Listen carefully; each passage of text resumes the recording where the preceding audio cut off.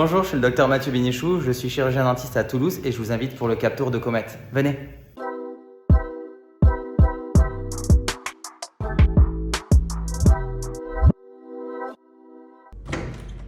Hello, allez, suivez-moi, on va visiter le cabinet. On commence. Ah, t'es là. On commence par le cœur névralgique du cabinet, c'est la stérilisation. Alors chez nous, la stérilisation, elle sert à plusieurs choses. La première, c'est de nettoyer les instruments. Jusque-là, il n'y avait rien d'exceptionnel, mais c'est surtout l'endroit où on va stocker tous nos instruments qui sont propres et qui sortent une fois stérilisés. Alors le but, c'est d'avoir un seul endroit où on va chercher le matériel le matin ou l'après-midi et d'avoir tout le matériel propre à un seul endroit sans qu'il soit dispatché de manière anarchique dans les cabinets et sans qu'on sache où le matériel a été mis à chaque fois. On a uniquement les matériels propres qui sont stockés ici, tous les composites, tous les consommables sont stockés unitairement dans chacun des cabinets en fonction des spécificités de chacun des praticiens.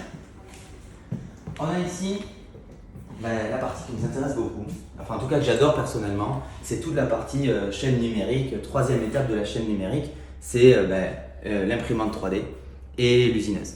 L'imprimante 3D elle va nous permettre d'imprimer nos guides chirurgicaux, d'imprimer nos modèles, d'imprimer nos guides de gingivectomie et d'imprimer même aussi nos provisoires maintenant. Et ça c'est vachement bien.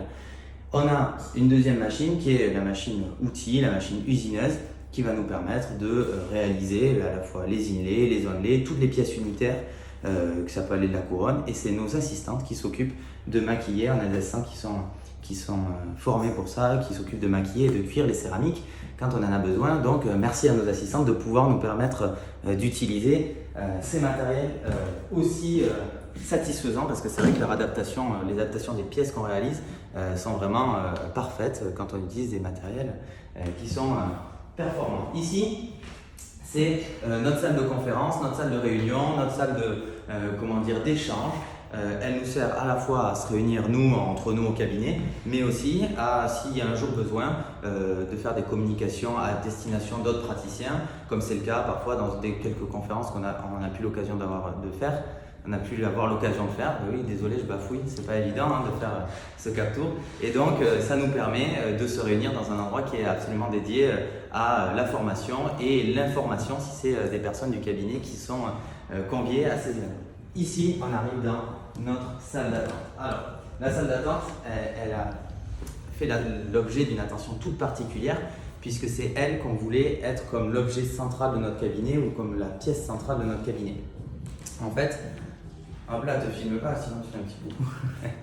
Et donc, on voulait ici que ça soit un endroit un petit peu cosy, qui nous rappelle la maison, ou en tout cas certains arrivées dans certains halls d'hôtel, qui soient assez cosy et qui ne rappellent pas du tout le cabinet dentaire. C'est pour ça qu'on a mis, regarde bien ici, juste là, des petites bougies, en tout cas des petites senteurs baobab.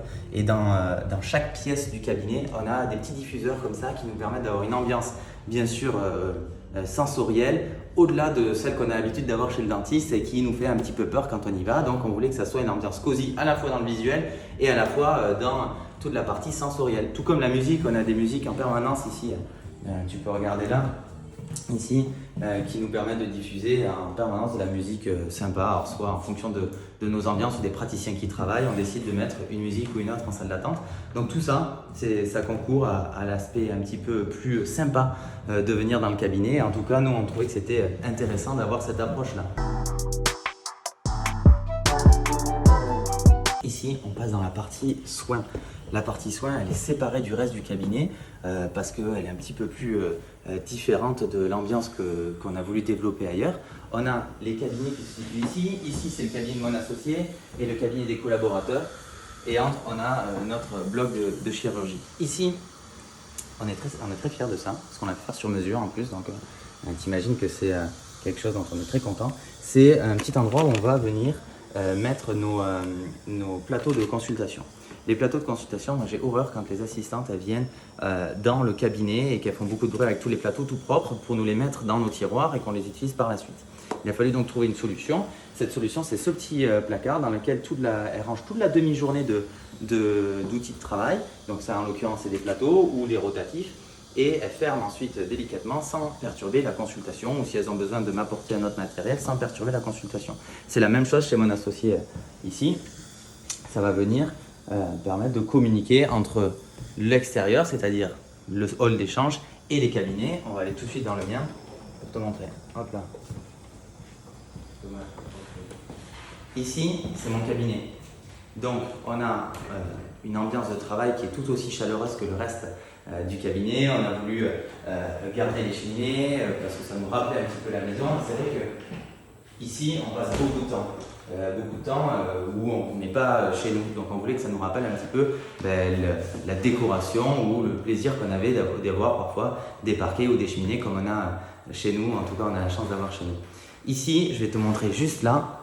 Là, on a l'envers du placard que je t'ai montré tout à l'heure. Et là, on récupère nos petits plateaux de consultation facilement. Je vais montrer maintenant les objets. Alors, les objets qui me sont chers. Le premier, ça va être mon appareil photo. Sans lui, je ne peux pas travailler puisque c'est lui qui me permet d'iconographier tous mes cas. Alors, pas spécialement à viser de publication ou pédagogique, c'est surtout pour avoir un feedback sur ce que je fais moi. Donc on a des petits studios là, qui nous permettent de bien éclairer les dents des patients et de bien prendre les patients, puisqu'on a une communication aussi qui se fait envers le patient grâce aux photos, que ce soit pour les avant-après qu'on leur montre, ou les avant-pendant, ce qui nous permet à la fois de réfléchir nous à nos plans de traitement et de leur montrer la manière dont on réfléchit ou on a prévu de les orienter sur un ou plusieurs plans de traitement qu'on leur propose.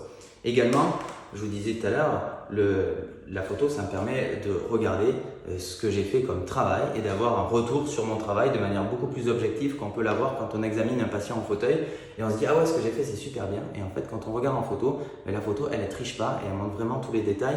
Et si il y a eu un manquement ou un autre, ça nous permet d'améliorer notre pratique et d'améliorer nos process. Un truc trop cool, c'est ça. C'est une petite statuette qui est censée être à mon effigie.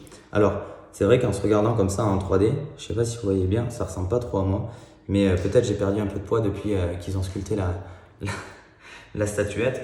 En tout cas, c'est une statuette qui m'a été offerte par ma famille et c'est pour ça que c'est important de l'avoir ici avec moi parce qu'elle est rigolote.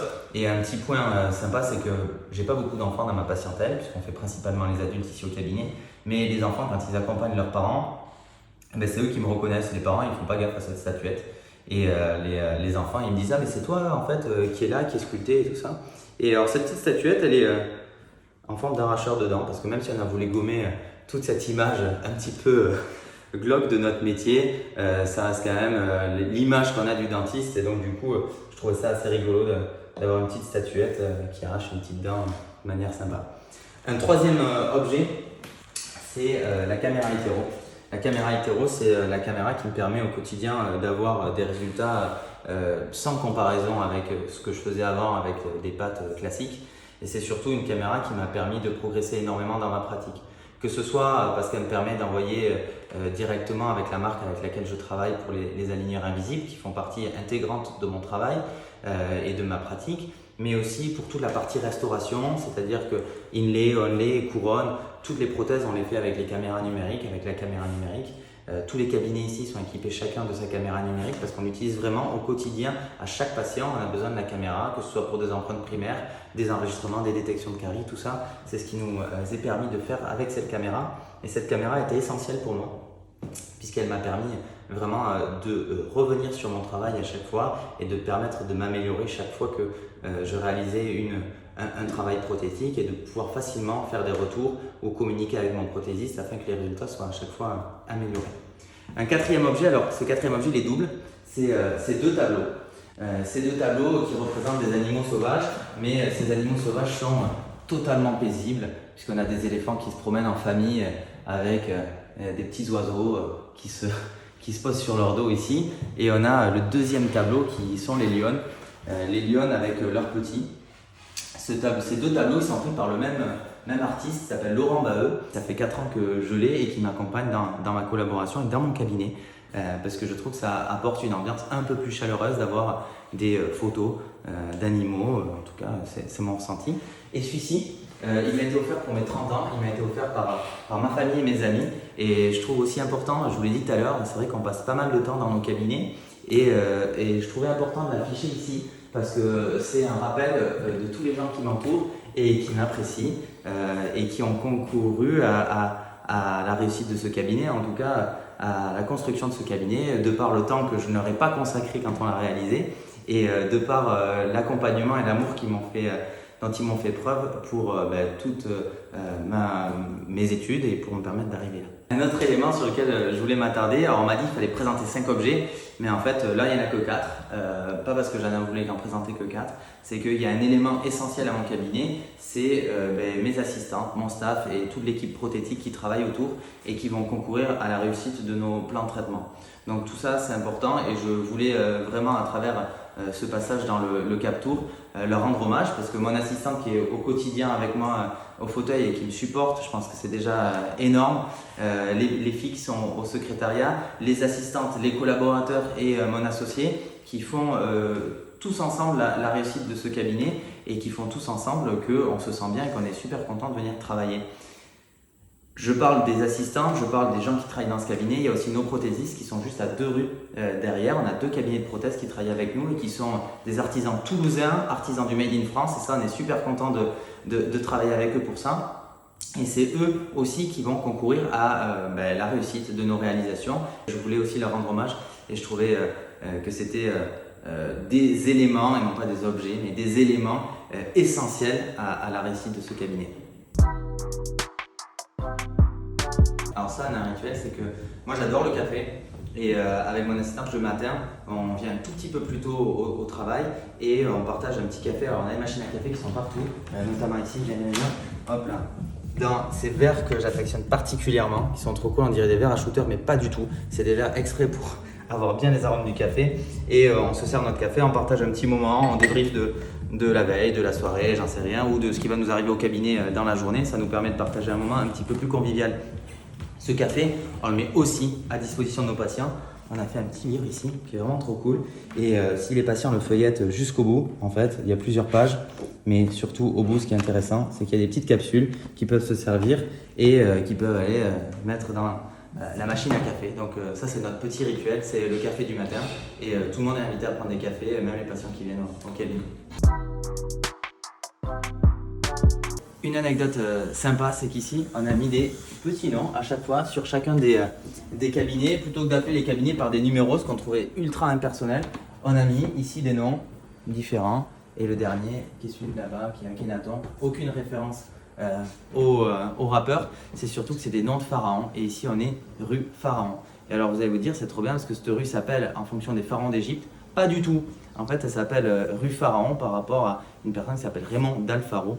Et au fur et à mesure du temps, ce Raymond d'Alfaro, il a, par l'utilisation de son nom, donné nom à la rue Pharaon. Et voilà, ça y est, on a fait le tour du cabinet. Je vous remercie d'avoir suivi ce Cap Tour. C'était une expérience incroyable de la part de Comet de nous offrir ce moment de partage. Et j'espère que ça vous a plu. En tout cas, moi, ça m'a fait très plaisir de vous accueillir chez nous. À très bientôt. Ciao, ciao.